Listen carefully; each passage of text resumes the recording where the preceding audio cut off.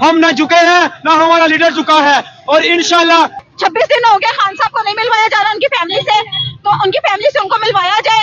ये कौन सा माशा है, हर जगह पर अगर कोई अरेस्ट होता है उसे मिलवाया जाता है। और खान साहब सिर्फ पाकिस्तान के लीडर नहीं है, पूरी दुनिया के लीडर है, और इनको शर्म करनी चाहिए, हया करनी चाहिए।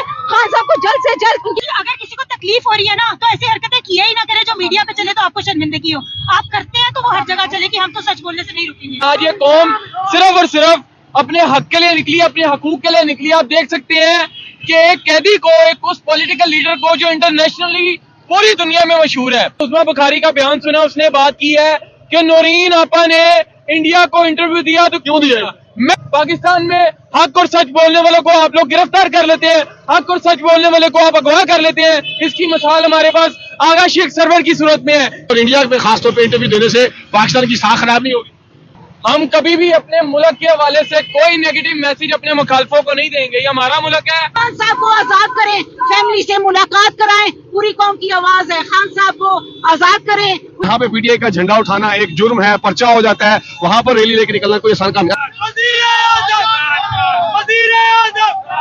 शदीद नारेबाजी की जा रही है कि आप लोगों ने खान साहब को उनकी बहनों से और इंसानी हकूक से दूर रखा हुआ है, ये सख्त ज्यादती है खान साहब के साथ। और आपसे यही दरखास्त करूंगी कि खान साहब को मिलने दिया जाए, क्योंकि वो एक साबिक वजीर आजम है।